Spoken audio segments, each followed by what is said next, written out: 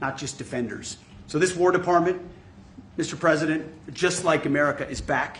Thank you for your leadership and your clarity. We're going to set the tone for this country. America first, peace through strength, brought to you by the War Department. We're back.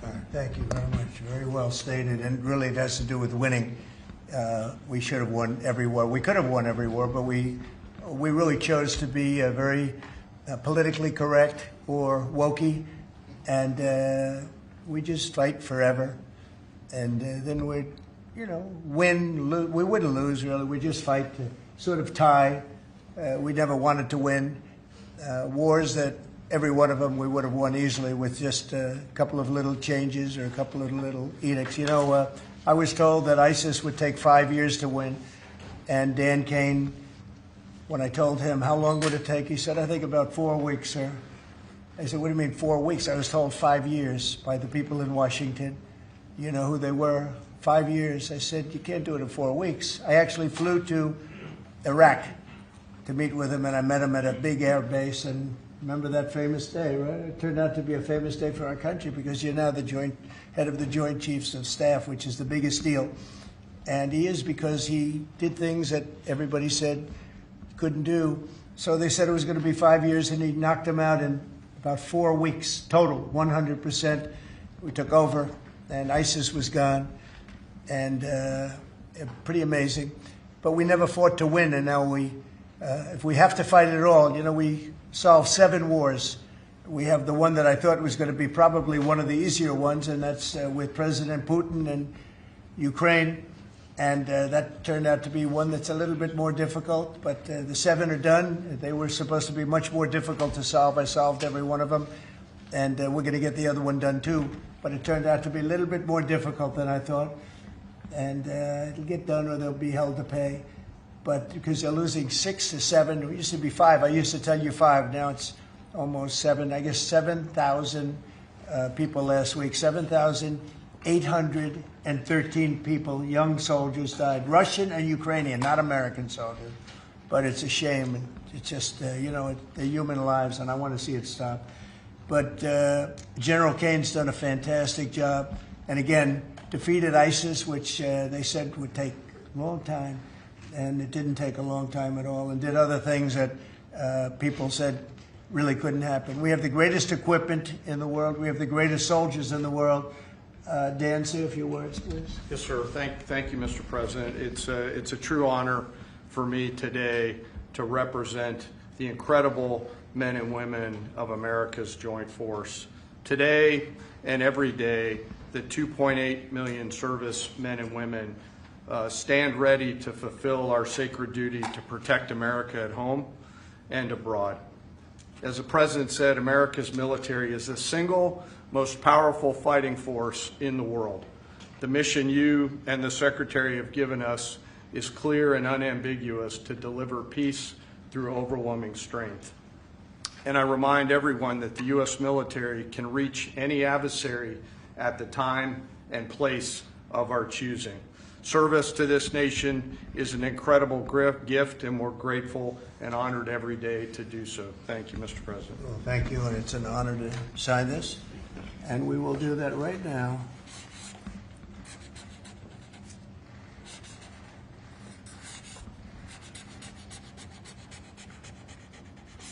I think that's a big one, I'll be honest.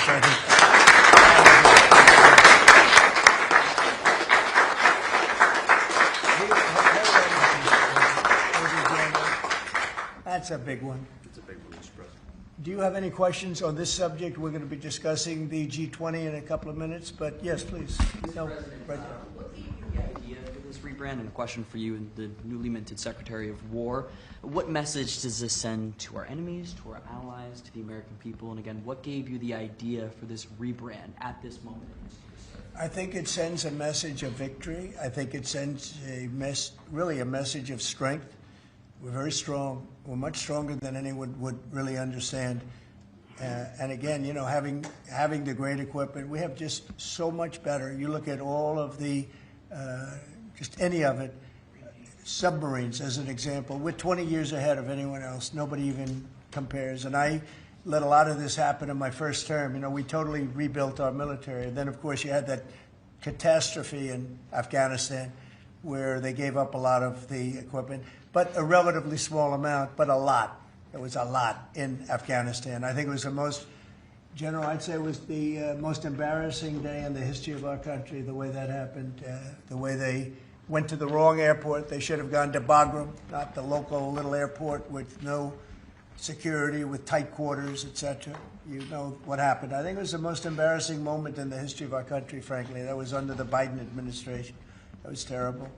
And we were going to be leaving, but we were leaving with strength and dignity. We were going to keep Bagram, because Bagram's 1 hour away from where China makes its nuclear weapons. We're going to have that all to ourselves, a big, beautiful place built many years ago from money that today would be the equivalent of, you know, many, many billions of dollars. You couldn't build it.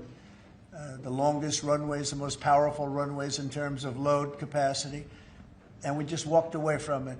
So stupid. And they were fools. The people were fools. No, we have the strongest military, and I think that indicates we have the strongest military. And, you know, we had it, and we won World War I, we won World War II, we won everything before, and as I said, we won everything in between. And we were very strong, but we never fought to win. We just didn't fight to win. We didn't lose anything, but we didn't fight to win. We could have won every one of those wars quickly, but they went a route that I think was probably politically correct, but not correct for our nation. So I think the Department of War sends a signal. Yeah, please. Mr. You alluded to this a little while ago. You said that this rename is a good reflection of where the world is at right now. How do you square naming it the Department of War when you've been pursuing peace in so many different parts of the world? Well, I think I've gotten peace because of the fact that we're strong. If we weren't strong, those 7 deals I told you about, the 7 wars, a majority of them wouldn't have happened. They happened for 2 reasons: trade and our strength. Those are the 2 reasons. And probably strength may be more important than trade. So if I was very proud of all those wars. Those were wars that could not be settled, and I settled all of them. And we'll get the other one settled also. That'll get settled. But without the strength, we wouldn't have settled any of them. Yeah, please. Mr. President, is it your expectation that Congress will codify this name change in the law? I don't know, but we're going to find out. But I'm not sure they have to. We're signing an executive order today, but we're going to find out. We're going to see. If they do, we're going with it, and we're going with it very strongly. There's a question as to whether or not they have to, but we'll put it before Congress. Do you know how much this rebrand will actually cost? And are there any concerns about, you know, the Pentagon's mission of actually cutting back on spending? Yeah, but not a lot. You know, we know how to rebrand without having to go crazy. We don't have to recarve a mountain or anything. We're going to be doing it not in the most expensive. We're going to start changing the stationery as it comes due and lots of things like that. We're not going to be doing things like have been done in the past when they changed the name of forts that shouldn't have been changed. Those names of the forts should not have been changed, at least for the most part.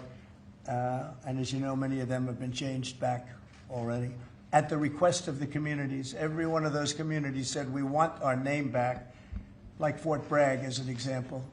The people in that community wanted that name back. They refused to call it anything else but Fort Bragg. So we're not going to be spending very much money on that. Yes, Sir, when you spoke with the Europeans and Zelensky earlier this week, did you preview this for them, and did you say what security guarantees they might be involved in? This is nothing to do with anybody but the United States of America, the people of America. This is who I talked to about changing a name. This is a very important change because it's an attitude, and we know how to win. We've been winning, and we're going to win like you've never seen. Wait till these factories start to open up that are being built all over the country. You're going to see things happen in this country that nobody expects. We have over $17 trillion in investment coming into the country. We never did anything even remotely close to that. No other country has either, by the way. So you're going to see things that are pretty amazing. But it's really about winning. And what about the security guarantees aspect of that with Ukraine, sir? Well, we'll work that out. We'll help them. Look, we want to save a lot of lives, so we'll do something with that. I think people expect that. We'll help them. Europe will be first in by far, and they want to be first, and they want They want to see it end. Europe wants to see it end. And it'll end. It'll end all of a sudden. It's going to come together. You watch. Yeah, did you want something? Right here. Yeah, behind you, please. Yes. Yes, sir. You have to be shy about taking bold, decisive, offensive action to protect American values. Strikes in Iran, the strikes this past Tuesday on the positively ID'd Tren de Aragua narco-terrorists. Is that going to be a critical function of the Department of War moving forward? It depends on the individual instance, you know. We don't want drugs coming in from Venezuela or anybody else or any place else, and we'll be tough on that.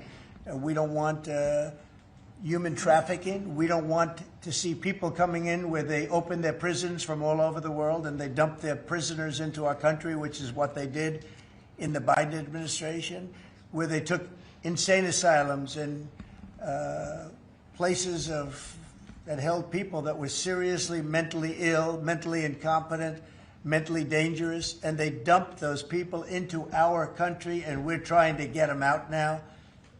What they've done, what the Democrats and Biden have done to this country will go down in infamy, what they have done to our country, and especially that. You know, they created the worst inflation we've ever had. That's nothing compared to what they did with the people in our country right now. And we're getting them out, and it's not easy when you have the liberal judges destroying our country. But we've won them all. We've won it all, ultimately won it all. Hard process. It should be easier. We know who it is. We know exactly who we're looking for. We had 11,000 murderers dropped into our country. We've gotten a lot of them out. Or in some cases, they're so dangerous, we were afraid to get them out because they'd come back in. But for the last 120 days, 0 people came in. Can you imagine? This is me speaking, but these are figures developed by, they say, a pretty liberal group of people. They admit that 0 people came into our country. Think of that. A year ago, it was millions of people were coming in. Millions. They were coming in. You could look at them, and you could say, big trouble. And that's what we have in our country. But we're getting them out, and despite that, we're doing really well. Yeah, please, Brian. Comment on the recruitment levels across the Yeah. Well, the recruitment's the most exciting thing. So when I was campaigning for the office, numbers were coming out that the recruitment numbers, generally, you could speak to it better than anybody, the recruitment into the military, all branches of the military, and police and firemen and everything else. Anything having to do with like a public service, the numbers were horrible, record-setting bad. And now they're record-setting good. We're setting every record every month for recruitment. We're packed in the Army, Navy, Air Force, Marines, Coast Guard. My beautiful I love Space Command. I see Space Command, but Space Force has been, we've got a waiting list of people wanting to go in. A year ago, especially a year and a half ago, you know, when I took the lead in the polls, which was very early, it really helped with the recruiting. And when I won from November 5th on, it's been amazing. And over the last 4 or 5 months, we're just packed. It was very hard to get police officers. Now the departments are loaded up. Everyone wants to be a policeman or woman.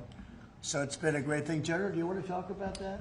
Sure. As you said, serving our nation is an incredible gift that we give, and the reward on that gift pays back exponentially year over year. And I think the young people of America are seeing the importance of service, and whether it's in any of our armed services or in local police, fire, or rescue, service is an important thing that I personally encourage, and I know everyone else in government service sees that same reward.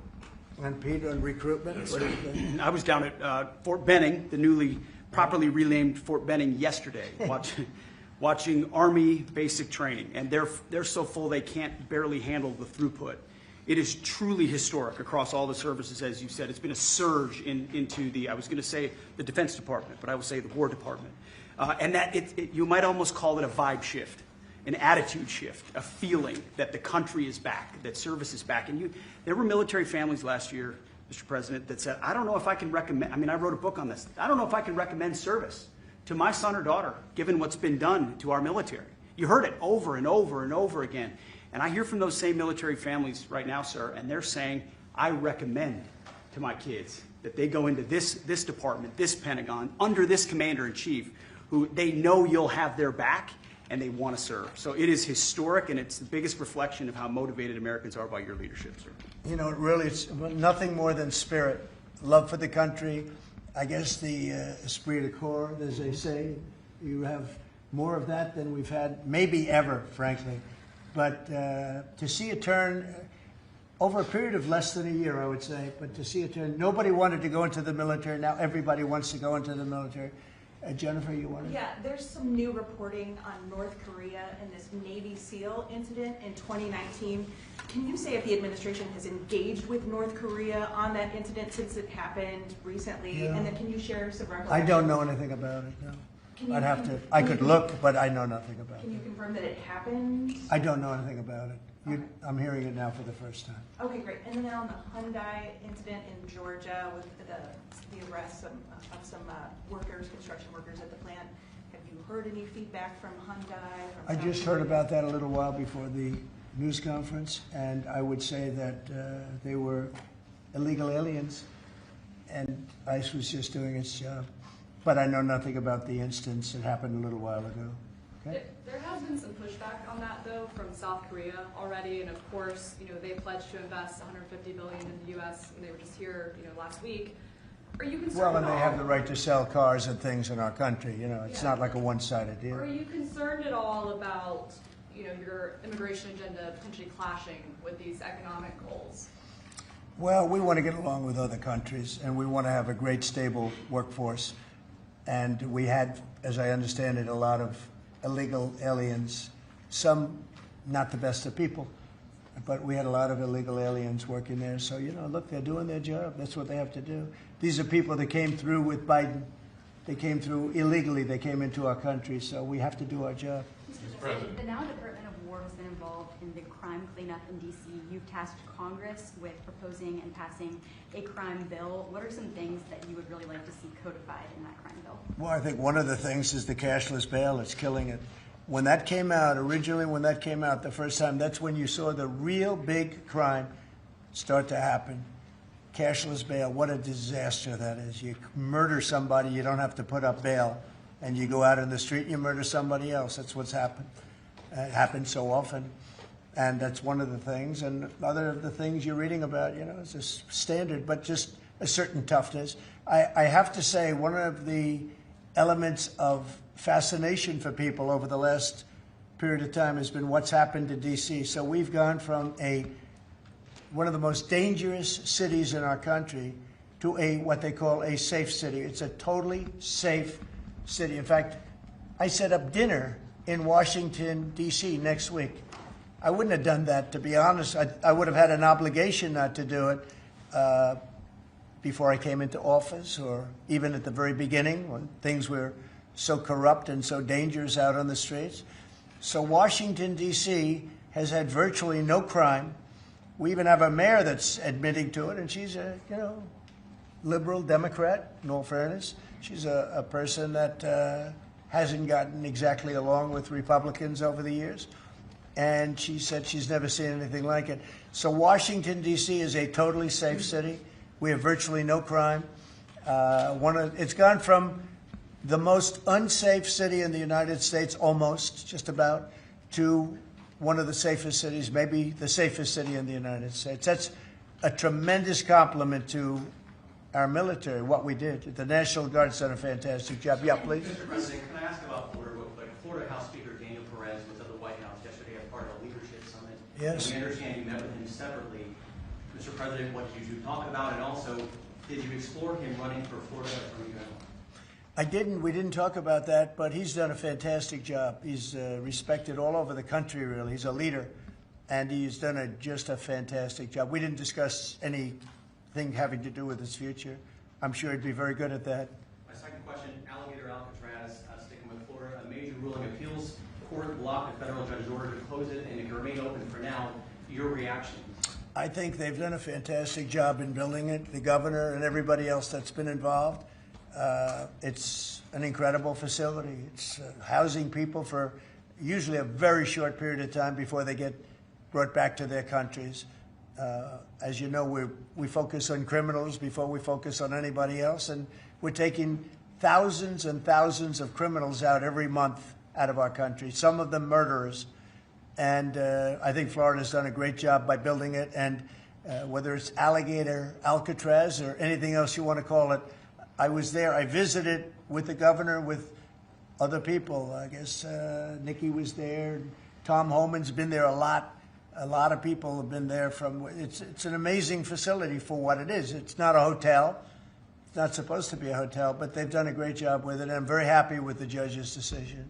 You also mentioned Venezuela. I want to ask one more follow-up question on that. On the U.S. strike on a boat tied to a Venezuelan drug cartel, the Maduro regime is pushing back today. In fact, they say the U.S. seeks regime change through military threat. Your reaction to those words, and also, would you like to see regime change in Venezuela? Well, we're not talking about that, but we are talking about the fact that you had an election which was a very strange election, and to put it mildly. I'm being very nice when I say that.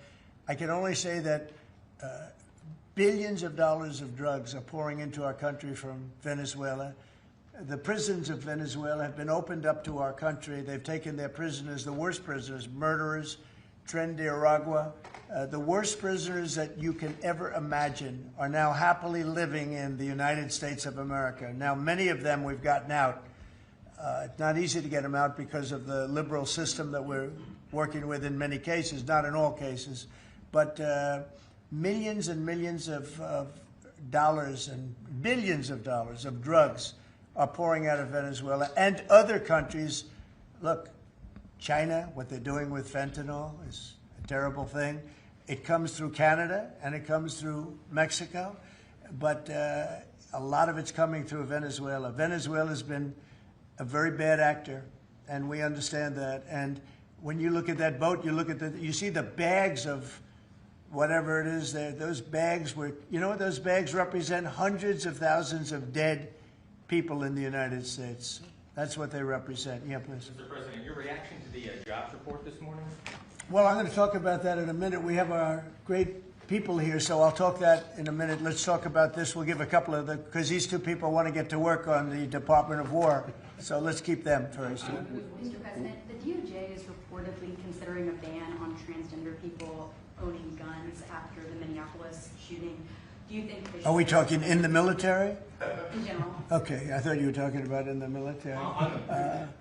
I'll refer to that then differently. Because it's not a military question, I'll be able to pass on that very nicely unless you'd like to talk about it. No, Pete doesn't want any part of that question. Yes, please. Mr. President, who do you blame for losing India to China? In your post earlier today in the morning, you did put that out. I don't think we have. You know, I've been very disappointed that India would be buying so much oil, as you know, from Russia. And I let them know that. We put a very big tariff on India, 50% tariff, very high tariff. I get along very well with Modi, as you know. He's great. He was here a couple of months ago. In fact, we went to the Rose Garden, and the grass was so soaking wet. It was such a terrible place to have a news conference. I said, well, let's use a beautiful white stone emblematic of the White House, okay? And it's been very well received. But we had a news conference on the grass. That was my last news conference I had on the grass because everybody sunk in. You probably sunk in. Every reporter out there, they ruined their shoes. We made that change. It's been a really well-received change. Yeah, please, go ahead. On Venezuela, you've sent F-35s down to Puerto Rico. You've sent naval vessels into the Caribbean. You're concerned about drugs being illegally sent into the yeah. How do you describe this buildup, this situation? Well, I just think it's strong. We're strong on drugs. We don't want drugs killing our people. I believe we lost 300,000. You know, they always say 95, 100,000. I believe they've been saying that for 20 years. I believe we lost 300,000 people last year. I know families that lost their son.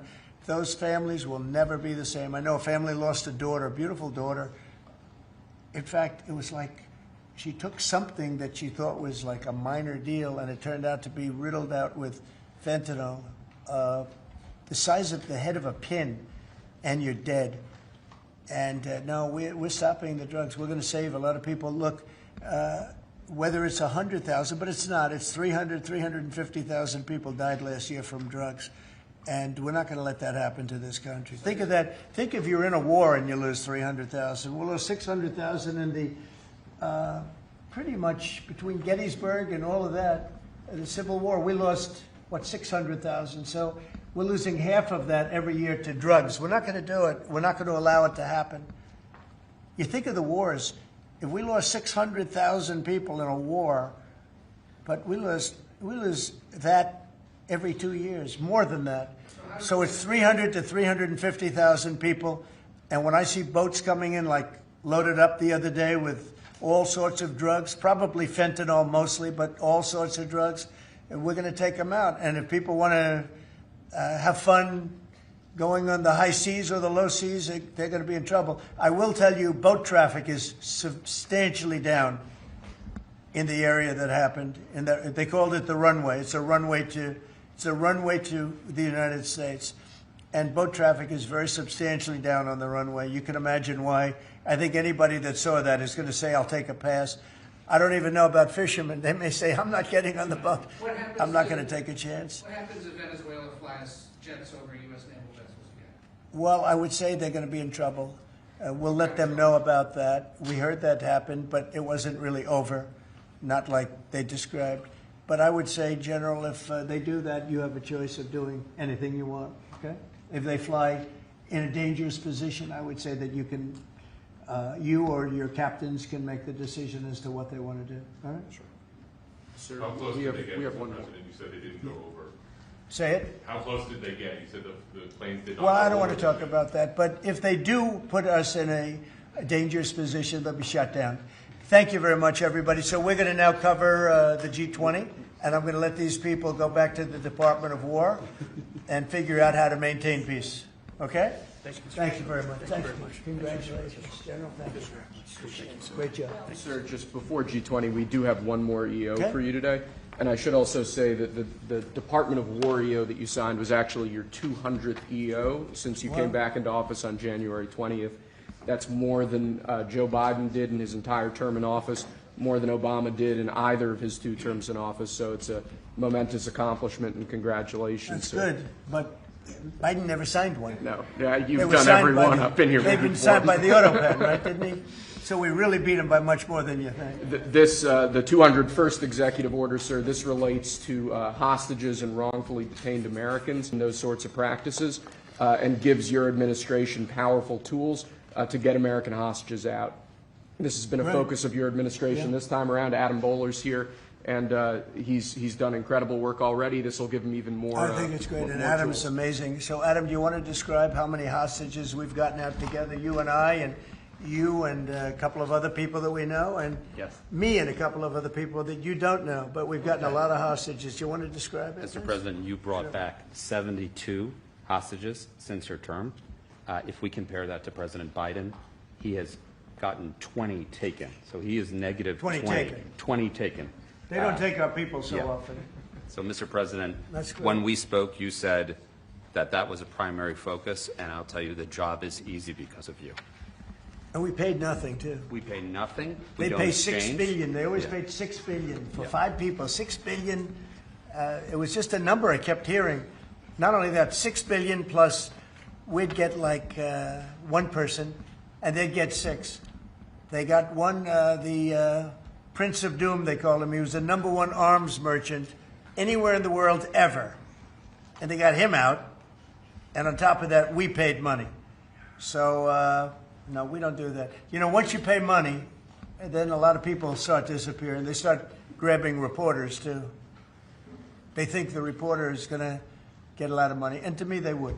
You'll be well taken care of. I better stress that, because otherwise we have headlines. He said this or he said that. No, I'm not smiling about it. But they would. They'd be grabbing reporters. They'd be grabbing everybody. And especially when you pay the kind of money that Biden and Obama, they used to pay money that was crazy. We don't pay. And if you don't pay, they find it to be not a lucrative business anymore. That's fantastic. Would you like to say something? It's really Spihar, Special Envoy Bowler, it's Rick Grinnell, it's Steve Witkoff, who brought Americans home.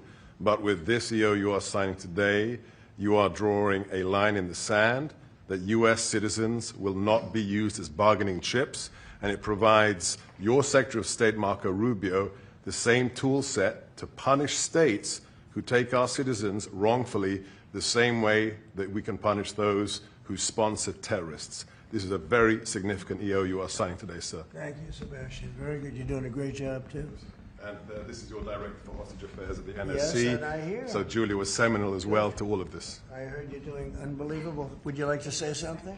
Absolutely. It's a outstanding EO, absolutely unprecedented action against those foreign adversaries who would take our people. They now know they are on notice, and it's not acceptable. And if you take our people now, you will pay. You know, Adam gave up a job where he was making tremendous amounts of money, big stuff, top of the line Wall Street, and he wanted to do this. He wanted to do hostages. I offered him other jobs too, very big jobs. He said, I was shocked actually, he didn't want them. He wanted to do hostage negotiation, and pretty amazing. Thank you very much. Appreciate it. Appreciate it. Thank you all. Do you have any questions for them on this very important subject? I think it shows a lot of your leadership as far as fighting for Americans and fighting for humans, and to think that Joe Biden went in negative territory. Oh, he went way negative. Way negative, and you're actually making progress on this. I think this does send a message to the world that we don't negotiate. We're going to stay strong in that type of what they call business. Well, one little anecdote that may be of interest. We were told by numerous families who had missing loved ones during the Biden administration that this building, Biden's National Security Council, told those families not to talk about their missing loved ones, to be quiet, not to create any pressure on Biden and on Jake Sullivan, the key propagator of the Russia hoax. This administration has met with those families on a weekly basis. Right. People like Adam, yourself, sir, your envoys are doing everything to get every single American home. Not to tell them not to talk about their loved ones, but bring them home. Well, I can tell you one story that was amazing. A few weeks ago, very little written about it, but there should have been. But it was a very nice gesture. The head of Belarus, who's a very respected man, strong person, strong leader, he released 16 hostages. And John Cole, a lawyer who works for me, great lawyer actually, one of the greatest lawyers. But John Cole was over there, and he heard that they had hostages. And you know about this. 16 people he released. And I just want to thank the head of Belarus. But while John was over there, they had, I believe, another 1,400 hostages. Now, not from us, from places all over the world. And just pretty tough place, in all fairness. But they had 1,400. And I believe they're going to be releasing a lot of those 1,400. They're not... I think very few, if any. We got pretty much ours back, and we didn't pay anything. But I very much gave my respects to the leader of the country. Was again, he's a very strong man, but he's got 1,400 or 1,500 or a large number, and we're talking about releasing them. Some are political, I guess. A lot of them are political. And looks like they're going to be released at some point in the pretty near future. So it's a great thing. They have to respect your country. If they respect you and they respect your country, they release it. If they don't, then you have to pay $6 billion. I mean, $6 billion. Can you imagine that, paying $6 billion? Kind of related, but not really. Did you comment on Tina Peters, who's been locked up behind bars from Colorado within the election? I think you put out a truth a couple days ago about it. We have a wonderful woman who was an election official, and she saw cheating in Colorado, and she viewed it as horrible, and she said, what's going on here? And she went to the machine, and she tried to open to find out whether or not it was cheating, and they went to her, and they said, did you touch this machine? Yes. And they arrested her. They arrested her instead of the people that did the cheating. It's a state charge, so it's hard to do anything with, but we're gonna do something. What they did in Colorado, look, Colorado just went to all mail-in voting. That means they cheat. That's why they lost, that's one of the reasons, but that's a big reason why they just lost the whole Space Command situation that is going to Alabama. But when you have mail-in voting, you have nothing but cheating. But this woman is a real patriot, and they put her in jail for a long time. She's 72 years old, 73 years old, and she wanted to find out. She didn't do anything. She touched the machine. She looked at the machine. She's trying to find out what was going on, and they went and arrested her for doing that, and it was supposed to be the other way around. I'm glad you brought that up. They should let her go, let her out. Thank you. Yeah, please.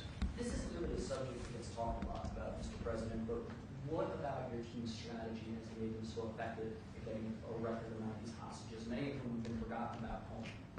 I think they respect us. I think they respect us. They know we're not going to pay.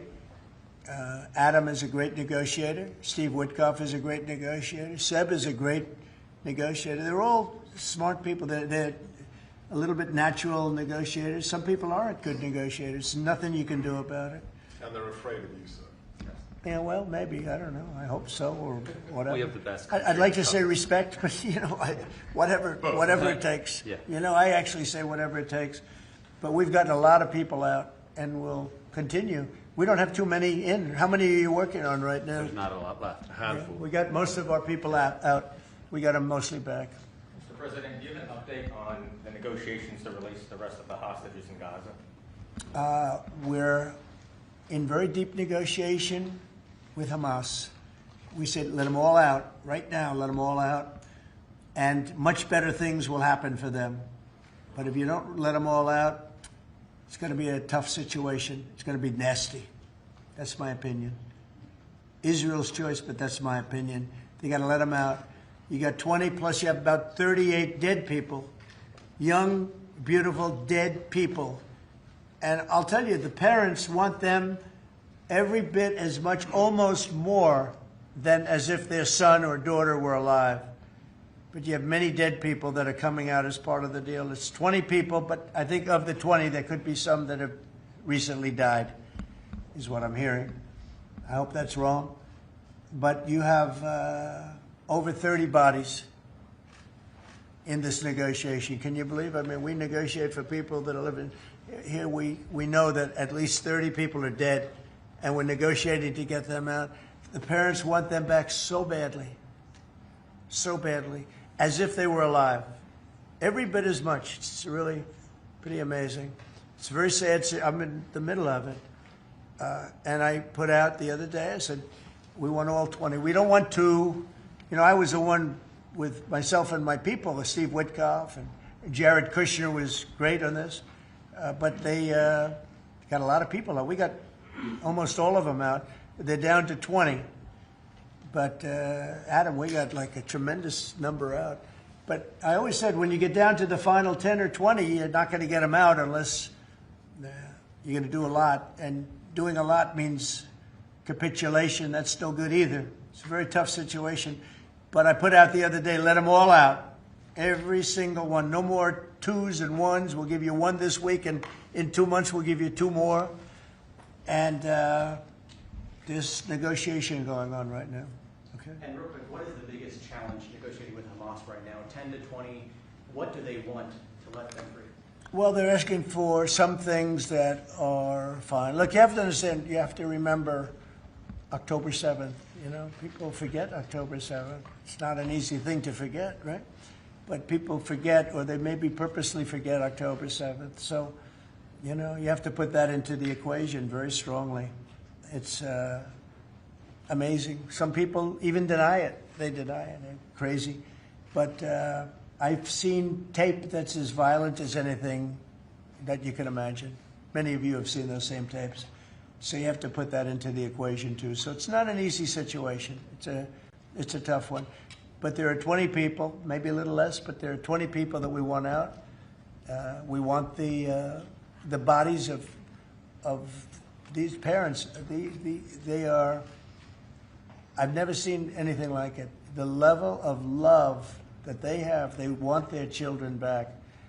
And, I see demonstrations, big demonstrations in Israel about the hostages, not about the war, about the hostages, which puts Israel in a tough position because, it's tough to prosecute a war when you have people they want the 20 people back. They just want them back very badly.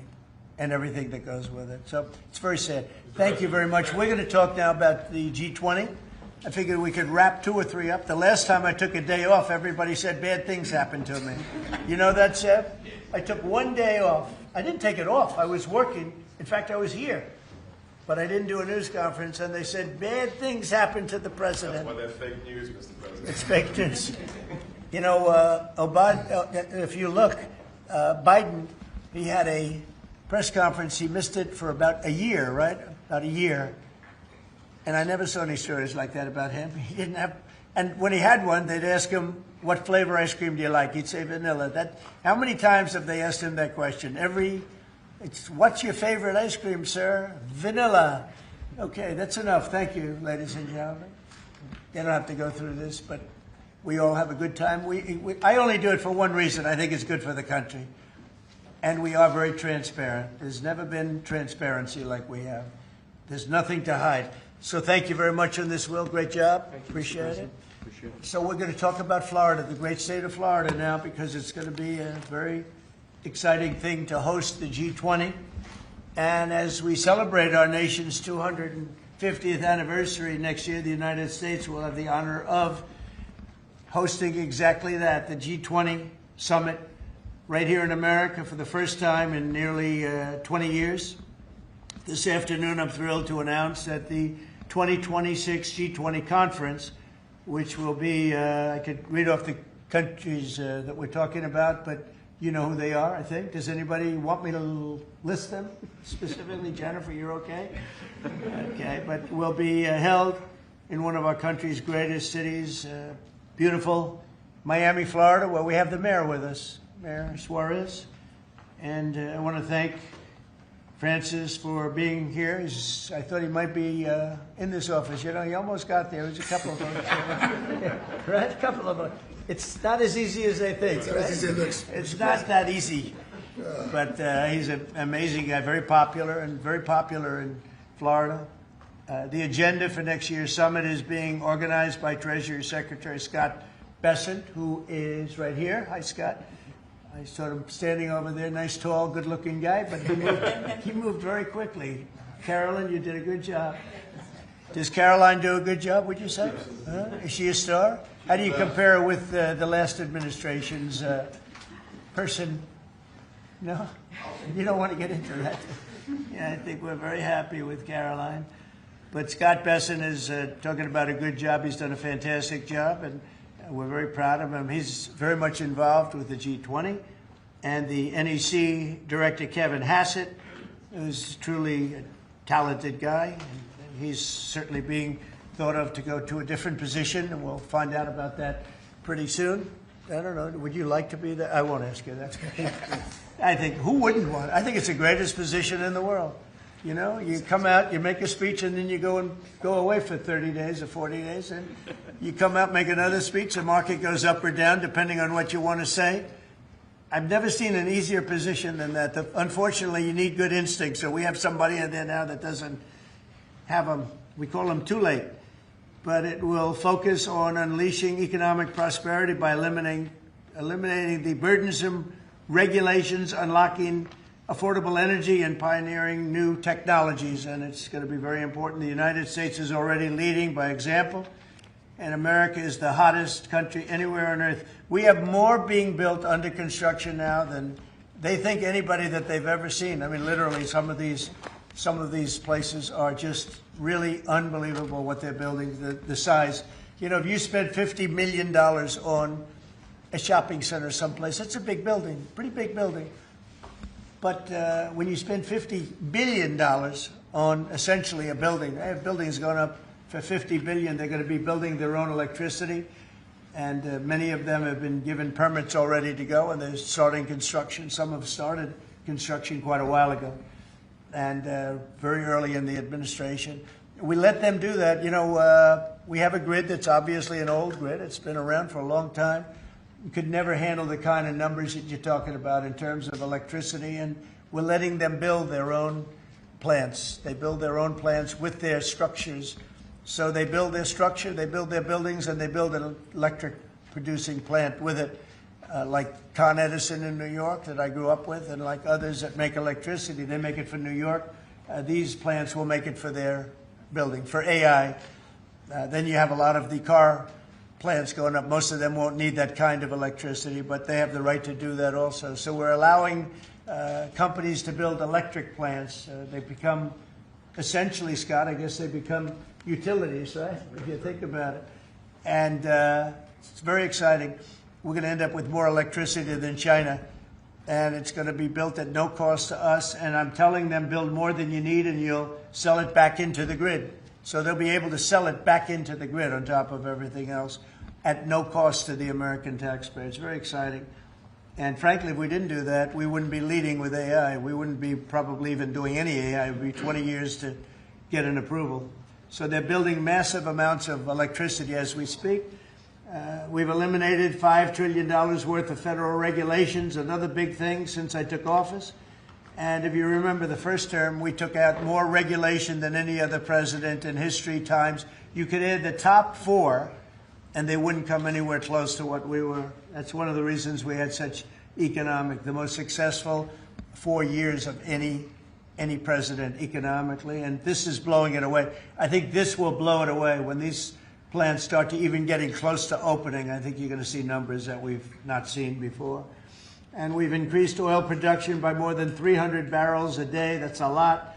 Blue-collar wages are rising at the fastest rate in 60 years, and trillions of dollars of investment is pouring into the USA. It's going to be over $17 trillion very shortly, and nobody ever thought a thing like that was possible. What made it possible were, number one, they were happy with November 5th. They were happy with the election. And number two, the tariffs are bringing countries in. I mean, it's so vital to our country. It's before the courts now, and I hope we're going to do very well. We had 4 great opinions just come out, as you know, from judges. In a couple of cases, there were Obama-appointed judges that felt they had to do what was right for the country. So I respect that greatly. I respect them for doing it. But we have very strong opinions, and it'll end up going to the Supreme Court. And it's just vital for the country, vital, absolutely. We're at a level that we've never thought we'd be at, and it's because of the tariffs. Countries are pouring into our country because of you avoid tariffs if you build here. If you don't build here, you pay a lot of money. But if you build here, so what people are doing is they're coming in, they're building here. No different than what other countries have done to us. But we have a big advantage over other countries. We have a market that we built up during our 4 years that was amazing. We took a commanding lead during that 4-year period. So it's a very exciting thing, but I look forward to showing our incredible success to the world when we visit Miami next year. And I'd like to ask Mayor Suarez, truly a highly respected gentleman who's loved in his city, and we're gonna do a great job. We're gonna work together and do a fantastic job. Mayor, would you say a few words, please? Of course. Thank you, Mr. President. It's a tremendous honor to be with you here today in the Oval Office to make this historic announcement, just looking at the sign, which is so beautiful. Good job. Yeah, it's a great job. As you know, Mr. President, you were elected by double digits. You were the first Republican president over 30 years to win Miami-Dade County. And you did it because you followed through on your promises. And in Miami, what we're doing is we are following through on those promises as well. We've kept taxes low. We've kept people safe. We've leaned into innovation. We've grown 150% in the last 10 years. We've created one of the most intriguing ecosystems in the world. And this decision is not only generationally important for the city, but it puts the city on the map as one of the truly great global cities. So on behalf of all of the workers of Miami, those that work in the hospitality industry, I know you own many hospitality assets and properties, all of the small business owners who are going to benefit economically from having the G20 in Miami. Tremendous benefit. It's going to bring in millions and millions of dollars. We just say thank you. We thank you for believing in us. We thank you for highlighting our city in a time when we have the lowest homeless rate in 11 years. We're on the precipice of having the lowest homicide rate in history, and with the lowest taxes. So we're following your America First agenda, and we're creating success in, Miami's the greatest city in the world, we believe. Thank you, Mayor. We'll see you highlighting it. We'll see you down there before then, but we'll see you Of course. down there. Scott, would you like to say a few words? Yes, sir. So we're excited to have the G20, and what's important about the G20, President Trump's America First initiative does not mean America alone. it means America leads. So we will be holding the G20 in the capital of the world, Miami, next year to showcase the beginning of President Trump's second term. Will be a year and a half into it. We will have done peace deals, tax deals, trade deals. We've made the U.S. the best place to come, start a business, have tax certainty, energy certainty, and regulatory certainty. And it's going to be an exciting event. And the U.S., just as the President was saying earlier about the Defense Department of War, the U.S. is back on the international stage as a leader. We have whittled down the G20 back to basics. We are making it work for the American people better than ever. We have the G20 had become basically the G100 this past year. So it will be a concentrated group in Miami, seeing the best America has to offer with American leadership, thanks to President Trump. Thank you very much. Great job, and a great job you're doing. Kevin, would you like to say a few words? Mr. President, I think this G20 meeting, where the world leaders will come to the great city of Miami, is going to be viewed as one of the most important meetings in global history, because what's going to happen is the golden age is going to be documented so well in the data by next summer that you're going to have one of the best speeches written for you that you've ever seen, because we're just going to be talking about the accomplishments of the next year. I think so. A lot of these plants are going to be open by then. Yeah, exactly. And a lot of jobs are coming in, like I think we've never seen before. It's going to be great. Monica, would you like to say something? Thank you, Mr. President. We're so looking forward to having the United States of America host the G20 in Miami in December of next year. And we're also looking forward to having this as a showcase of American strength, vision, innovation, and power under your bold leadership, Mr. President. It is going to be the G20 in the Trumpian golden age. Okay, thank you very much. Any questions on the G20? Could I just? G20. You just said a moment ago that you were very complimentary of Kevin's work, and I was just wondering if he's your man for the Fed. Of Kevin? Yes. Yeah, I am very complimentary. I think he's fantastic. And for the Fed, he's your man. I didn't say that. I said he's fantastic, but no. I sort of know who I'm going to pick, but no, I didn't say anybody in particular. But Kevin is certainly one of the three. They say four, but probably three. That he's a highly respected person. He's great. He's great. He believes in low interest rates, and we all do. But sometimes you have to raise them to stop inflation. We had the worst inflation, I guess, essentially that we've ever had in the Biden administration, and it really hurt people. You know, costs are way down. Our energy costs are way down. And, you know, when energy comes down, everything comes down. And we brought down the price of groceries and specifically the price of eggs. You remember that first week when you were screaming about eggs? I said, I know nothing about them. I just got here. That's Biden's problem. But we got the cost of eggs down to really low numbers. So we brought costs down for people. And, you know, it's something I said. And the Democrats have this false narrative. They say, oh, costs went up. They just say things that it's just like incredible. If you look at energy, I think you're going to be at $2 a gallon with cars very shortly. $2. It was $4, $5 under the Democrats. That's a huge, it's like a massive tax cut. And speaking of tax cuts, we gave you the largest tax cut in history in the bill that we just approved. The largest tax cut in history. And there'll be no tax on tips, no tax on Social Security, no tax on overtime. One of the big things you get is you buy a car and you borrow money to buy the car, you're allowed to deduct your interest, which, Scott, has never happened before. You know, rich people like to talk about deductions. Middle income, they never gave them deductions. I got them one of the best deductions, an interest deduction. So it's great. Jennifer, please. Yeah, a couple questions on the G20, sir. Is there any update on your plans to attend this year's G20? And then are you saying for next year? I won't be going this year. It's in South Africa. I won't be going. JD will be going, great vice president, and he looks forward to it. But no, I won't be going to that. And then on the guess for 2026, are you saying it'll just be exclusively the 19 countries, the 2 blocks? There won't be any. No, we're going to invite other countries as observers. They call them observers, but they'll have something to say. But we're going to invite Poland. Already, I've issued them an invitation. They're great. They were just here, as you know. Great leader, great new leader. One of the big surprises, I was so happy. I endorsed him, actually, and he won. And he's going to be a great leader of Poland. But I've invited Poland already. What about Mr. Russia? President. What about Russia? Oh, that's interesting. I haven't thought of that.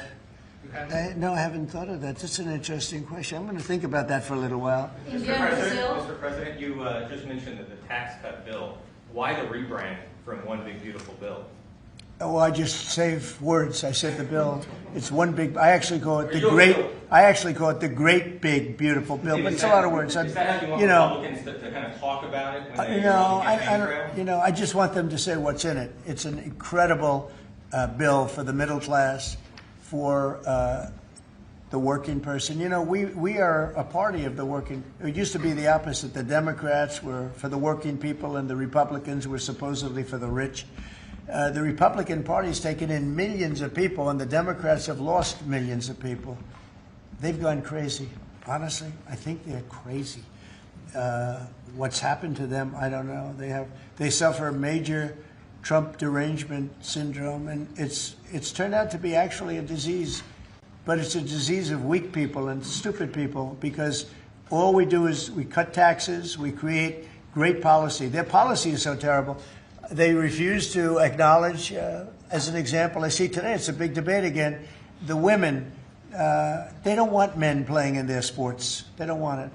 The Democrats want men to play in women's sports. I saw the great governor, we have Governor Youngkin, talking about it today, that the woman who's running against our Republican candidate, who's excellent, is like so much into the, men being able to use women's bathrooms. Okay, what's that all about? Men playing in women's sports, wants open borders. Again, they want actually, after what we've gone through with millions, I think 25 million people came in from prisons, from mental institutions, drug dealers, drug addicts. They're pouring into, they poured in, now we have none coming in. The border's been sealed for a long time, actually almost since I got into office. Remember when the Democrats said we need legislation? I didn't have any legislation. I said close the borders. And now the borders for the last 4 months, not one person has been allowed to come into this country illegally, not one. Done by people that would normally like to see you look bad. Those are the numbers. So it's been an amazing job. Yeah, please. Mr. President, this is going to be a major event and a major meeting for South Florida, for you, for Mayor Suarez. I know this is not until next year in Miami, but do preparations begin today? And if so, what is being done? They've already begun. We first have to deconflict our Basel with the dates, and so we have already started doing that. And so thanks to the President's team. He started a long time ago, actually. If you knew him, he was working on this long before this press conference. Yes, sir. It's in good shape. It's going to be great. Mr. President, we learned this morning that we've lost 78,000 manufacturing jobs this year. How do you explain it? Well, one thing we have is, we have the interest rates are too high. That was, a matter of the Fed. But the other thing is, so many different elements aren't included yet. And one of the things we've learned, and we learned that the hard way, watching over the last few months, are the corrections that people have been making. They'll say you're losing jobs, and then they'll say, by the way, we have a correction a month later of, 100,000 jobs are missing. They actually had a correction once of 850,000 jobs. But I'll let Kevin just speak about that a little bit, because I heard him speaking about it this morning. I thought he did very well. Please. Thank you very much, sir. Well, I think that if you look at the indicators, there's capital spending boom, industrial production at an all-time high. The Atlanta Fed says GDP now is north of 3%. And so all the indicators are saying that things are really strong. And what we've also seen is that Goldman Sachs put out a study yesterday that said that the August number tends to be really messed up because of seasonal adjustment things, and they tend to be revised way up. And so I think if they were revised up, which has happened on average over the last 15 years by about 60,000, then everything else would make sense. But right now we're puzzled about the BLS numbers and looking forward for new leadership there to make it so that the numbers are more reliable. And again, we're building, they've started building all of these factories and plants, including car factories. Car factories are coming back. We lost more than 50% of our car production over the years. And I think we're going to get all of it back. It's coming back in really rapidly. Really, we're building a lot of car plants. Indiana, places that you don't think of it so much are taken, but also Detroit, lots of places it's coming in where I think we're going to get everything, we've lost it over a period of 40 years, and I think we're going to get it all back in a very short period of time. And big ones, big plants, incredible plants that were never going to come back. Without the tariffs, they wouldn't have come back. And I think without the election on November 5th, they wouldn't come back either. The election was very important also. Yeah, please. As we've been here, Mayor Adams of New York has announced that he's staying in the mayoral race there. Can you react to that, but also tell us? No, I mean, he has to do what he wants.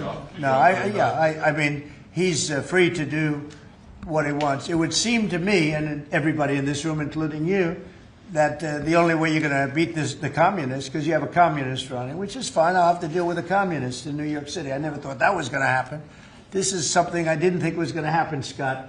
You're going to have to explain this one, because we're going to have a communist mayor. It would seem to me that if he stays in, if you have more than one candidate running against him, it can't be one. If you have one candidate, if he's the right candidate, I would say that Cuomo might have a chance of winning if it was a one-on-one. If it's not one-on-one, it's going to be a hard race. And we'll get used to a communist, and he's going to have to go through the White House and get approvals for everything. And we're going to make sure that New York is not hurt. We want to make sure that New York is cherished and taken care of. And so I didn't know he was running or not running. But you didn't offer him an ambassador? No, I didn't do that. No, I wouldn't do that. It's nothing wrong with doing it, but I didn't do that. We asked for the G20. We understand that it'll be held at Doral. Yes, it's going to be at Doral, yeah. You considered that with the G7 last time you decided against it. Why go forward with it now? Well, I think that everybody wants it there because it's right next to the airport. It's the best location. It's beautiful everything. They actually requested that it be there because location is the best. And we will not make any money on it. We're doing a deal where it's not going to be money. There's no money in it. I just want it to go well. And it's going to be each country will have its own building. I think it'll be really a beautiful thing. And Doral's been very, very successful. One of the most successful properties in the country. And, frankly, it's the problem is in December, that's the biggest month in Florida. So, using it for you can't get a room in Florida in December, January, et cetera, that area.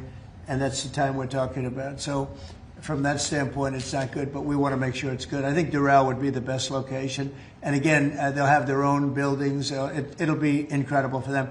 And being like 10 minutes, less than 10 minutes from the airport, and it's a big airport, international, all of the planes will be able to land, go right into their quarters. So I think it'll work out very well. Earlier on your Fed answer, sir, you said that you're looking at maybe 3 candidates or 4. 3 candidates. Should we interpret that you like Secretary Vesta in his current role? Well, I like him too, but I had him as a 4th. I had 4. You were talking about 4. Now I'm talking about 3. He told me I'm not leaving. So he wants to be doing, and if he was leaving, he would certainly be one of the people I'd want. But I asked him specifically. I could ask him right now, would you rather stay where you are as treasurer, or would you rather go to the... Sir, I'm the only person on the planet who does not want the job. Okay. He really told me, he said, I love what I'm doing. I wouldn't want to really take him because he is doing a great job. Are the top 3 still then Mr. Walsh and Mr. Waller? I am looking at Kevin also, and I'm looking at, I would say you could say those are the top 3. Good job. That's very good. Just to clarify, you're saying you believe Andrew Cuomo would be the best one-on-one candidate against him? Well, I think if I'm only going by the polls. It's not an endorsement or anything. It just seems that he's second. And what you do to win is you take the guy who's second and you hopefully add 1 and 2. But maybe if the 1 isn't getting out, then he's not getting out. And that's okay. I think the mayor's a very nice person. I helped him. He was got caught up in a scam by the Biden administration, what they did. So I helped him out a little bit, but I would understand why he doesn't do it. I do think this. I think if you have more than 1 candidate, we've got ourselves a communist mayor in New York. And I don't like communist mayors. I don't like them. Yeah? You passed the One Big Beautiful Bill, sir. 5 months, all these slew of events next year. World Cup, G20, all America 250. Given these, what's your economic outlook for the year 2026? How much growth do you think is reasonable for us to expect economically next year? Well, I heard, and you know, we were on a very downward path with Biden, and I heard that the most we could do is 1% GDP, and now I'm hearing 3.2% and 3.5% and all. And our big year won't be really next year. I think it'll be the year after, because when these plants start opening up, it takes a period of time to build them. We're going to have tremendous job growth. It's unprecedented. We have unprecedented in history. There's never been anything like it, because we're going to have more than $17 trillion invested. There's never been anything like that. If we did $1 trillion in 1 year, and this is 6 months, 7 months, because we really focused on it over the last 6 months.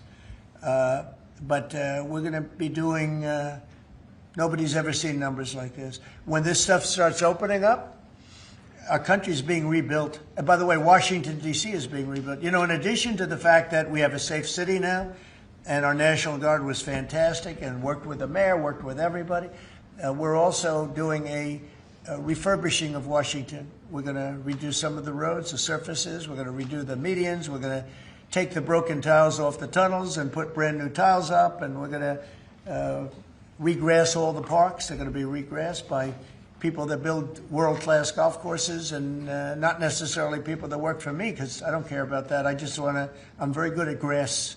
You know, grass has a life, just like you have a life, right? It has a life. Well, this grass has been up longer than, it's like 4 lives, okay? That's why there's a lot of areas where there's just no grass. But we're going to regrass all of the parks. We're going to, in a year from now, you won't even recognize it. Graffiti's gone, the tents are gone, the medians falling into the roads are gone, the potholes will be gone, the marble's going to be polished and beautiful. It's all going to be beautiful. We're working with Clark Construction, who's, you know, one of the, well, definitely the biggest here, one of the biggest in the country, and they've been great. And we're going to do about a 10-mile radius from the White House, from the Capitol, looking sort of at both of them, go right in the middle of both of them and start drawing circles. And everything is going to be spit-shined. You know, when the head of Poland came here last week, and when other leaders came here, they came, a lot of them have been here over the last 8 months. I said, what do you think? And they said that we're a little surprised at the look, the filth on the road. Now it's much better. We've got it much better, but we have to do some construction things. I mean, you know, you have medians that are all broken and rotted and rusty and disgusting. And it's going to, they're all going to be changed. You're going to have a very different look. You're going to have the look of prosperity, not the look of poverty. But the big thing right now, initially, is we have no crime in Washington. We literally have no crime. They said it's down 87%. It's not down 87%. It's down like 100%. We have almost no crime. People are going to restaurants that wouldn't have even thought about it. And I know families that have gone 4, 5, 6 times to restaurants over the last few weeks. And you people are in the same category. I mean, yes? I agree on that. Thank you. It's a whole different place, right? That's very nice. And you're so tough usually. I like her now, right? No, because she was truthful. Is that a correct statement, Brian? Yes, sir, it is. I heard you were actually mugged. You're a big, strong guy. I can't do anything when he hasn't gone. No, you can't. You know, you say, thank you very much, right? Can I follow up on the beautification of D.C.? Yeah. An amazing job of crime. Yeah. Just out front of the White House is a blue tent that originally was put there to be an anti-nuclear tent for nuclear arms. It's kind of morphed into more of an anti-American at sometimes, anti-Trump at many times. Where is this blue tent? Right in front of the White House on the north lawn on the other side of the Black Gate in Lafayette. I haven't known this. All of us in here walk right by it every day. It is an eyesore. Oh, I didn't know that. Well, let me Take it down. Take it down today, right now. Nobody told me that. So you're saying there's a blue tent? It's been there for 30 plus years. It was originally a peace tent, but it's kind of morphed into something. Yeah, morphed into radical left. Okay. Well, but I've heard. Is it in the Ellipse? Where is it? No, it's in the Lafayette Park. It's actually Lafayette Park. Take it down. Okay. Okay. What's interesting about it is that I've had people tell me it's a public health hazard because people sleep in there, they eat, there's rats, but also it could be a national security risk because people can hide things in there, they can have weapons in there. We're going to look into it right now. We have removed over 50 tent sites, not 50 tents, hundreds and hundreds, maybe 1,000 I think it's over 1,000 tents, but 50 sites. So I'm a little surprised to hear that, but we're going to look into it right now. Lafayette. On the National Guard, Yes. DC mayor has, of course, gotten on board with your cleanup of DC, but the DC Attorney General has said that he plans to, that he's suing you for your federalization of the police. What's your response? Can you imagine, we have an Attorney General who's not related at all to the mayor, by the way. You know, it's a totally separate department. We've got so many separate departments. You have the district attorney has nothing to do with the mayor. The whole thing is crazy. But how about this? We just set a record on low crime in Washington, D.C., and we have a man suing us to let us go back to high crime. We're going to have to be here for a little while to make this really work long term after we're gone. And so we're going to meet that head on, and I suspect we'll be very successful. And I can always declare a national emergency, because this was a national emergency. But right now we have the safest city. We have now one of the safe cities in the country.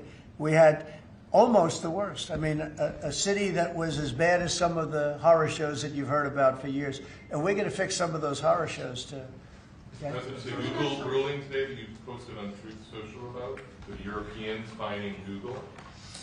Can you So Google is a great company. Yeah, Google is a great company, American company. Apple is a great American company, and so many others. And the European Union, I don't know why they do it, but they have been finding them numbers that have been astronomical. More so before I got here.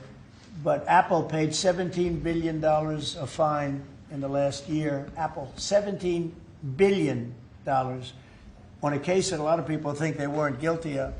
And no, I'm going to be speaking to the European Union about it. It's not fair. Google just got fined $3.5 billion, and they've already paid $13 billion. They're up to $16.5 billion.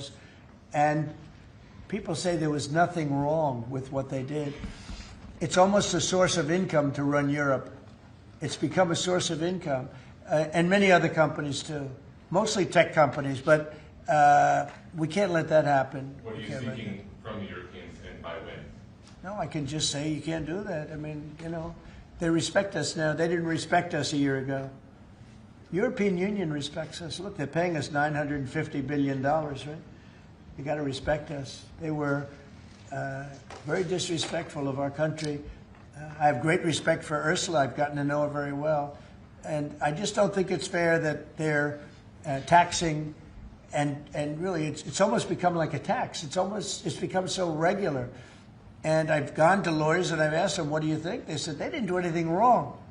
We can't do that. It's not fair. And it's interesting. I don't hear that about China, and I don't hear that about other places. I hear it about the European Union. We were talking about it last night. I think we had a gathering. That was the highest IQ group of people I think any room has ever had last night, you know? It was about as high as you can have. All the tech geniuses were there. They love their computers. They would tell me more about chips that I want to know. Did this come up last night? Yeah, it did. It did come up. A couple of companies said that they were taxed by the European Union. It's interesting. They weren't complaining about, in that regard, China. They weren't complaining about other places. It's the European Union, and they have. Apple was again forced to pay $17 billion last year. So I think we're going to change that around. It's just not fair. We don't want that to happen to our companies. And you know, if somebody does that, we should be doing it to them. They've got to pay, let them pay us. But you just can't do that to our companies. Yes. Was Elon Musk invited to the dinner last night? I wanted to go back to the G20 real quick in Miami. You know South Florida very well. Many cities were being considered for the G20. Was this a hard decision, or did Miami just stand out to you? It wasn't a hard, really. I mean, look, it's got the weather. We're in December, so it's, you know, cold in some places, and that's beautiful, too. Cold weather's nice. It's all nice, you know, depending on the city. But no, Miami really wanted it. The mayor really wanted it. The people down there really wanted it. You might just address that for a second, Mr. Mayor. Yeah, as I said, I mean, a conference of this kind does two things. Number one is it puts us on the global map with the great global cities, and I think that's something that we've been trying to achieve for a generation. And I think number two, it's a tremendous boom for your economy. I mean, as the president knows, he has, you know, multiple hospitality assets, and the working people of Miami, the small business owners, are going to benefit tremendously from the economic impact of a conference like this in our city. So it's an image thing, but it's also benefiting working people in our community. Do you think Xi and Putin will attend the G20 there? That's an interesting question. I'd love them to if they want to. I mean, they can, you know, as observers. They'd be observers, so I'm not sure they want to be an observer. But Sir, if they want to, we can certainly talk. Can I ask you another Florida question? The vaccine mandates that were rolled back for school children. What do you think about that? Well, I think we have to be very careful. Look, you have some vaccines that are so amazing. The polio vaccine, I happen to think, is amazing. A lot of people think that COVID is amazing. You know, there are many people that believe strongly in that. But you have some vaccines that are so incredible. And I think you have to be very careful when you say that some people don't have to be vaccinated. It's a very, you know, it's a very tough position. So I'd give you an answer. I'll give you a feeling. But just initially I heard about it yesterday, and it's a tough stance. Look, you have vaccines that work. They just pure and simple work. They're not controversial at all. And I think those vaccines should be used. Otherwise, some people are going to catch it, and they endanger other people. And when you don't have controversy at all, I think people should take it.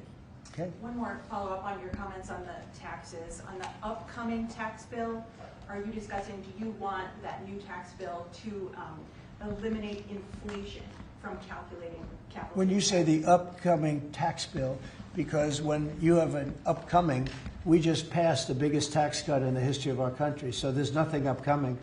There's something that we just passed. So we passed the biggest tax cut in the history of our country for the middle class, for the worker. And that's the only bill that we're really talking about. We did a good job. It's very comprehensive. And I will say the Democrats, if you gave them every point that they wanted, every point that they've dreamt of all their lives, you wouldn't get one Democrat vote.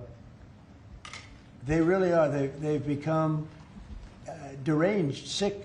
It's crazy. If you gave them a list of the top 10 things that the Democrats wanted and you put them in a bill to get passed, you wouldn't get one vote. It's the only thing they have. They stick together, but they're dying. I mean, they're down to 16% approval rating, the lowest rating in history for either party. And we have the highest rating we've ever had. The Republicans have the highest rating we've ever had. On the National Guard, have you decided which city that you want to go into next? Yeah, I have. I have. I'm not going to say it now, but yeah, I have. We're going to go into another place and straighten it out. And I will say this: I watched today. I didn't know that was continuing to go on, but Portland is unbelievable. What's going on in Portland? The destruction of the city. Well, I'm going to look at it now because I didn't know that was still going on. This has been going on for years. So we'll be able to stop that very easily. We'll be able to stop it. But you know, that was not on my list, Portland. But when I watched television last night, this has been going on. You wouldn't be standing if you were the mayor. You would be. Can you imagine what they're doing? They're walking in, throwing smoke bombs into the store. These are paid terrorists. Okay. These are paid agitators. These are professional. I watched that last night. I'm very good at this stuff. These are paid agitators. They get paid money by radical left groups, not radical right groups, radical left groups. And they get paid a lot of money. And you see it with the signs. You know, they all have perfect signs that are printed. They look as good as that sign. Those signs aren't made in basements. They're made at professional printing offices, and they cost a lot of money. These are paid agitators. And they're very dangerous for our country. And when we go there, if we go to Portland, we're going to wipe them out. They're going to be gone, and they're going to be gone fast. They won't even stand the fight. They will not stay there. They've ruined that city. I have people that used to live in Portland. They've left. Most of them have left. But what they've done to that place is it's like living in hell. Yeah, go ahead. Thank you for your statement before. AP is reporting that you would be banning visas to delegations who will be attending the UNGA, the UN General Assembly, including Brazil.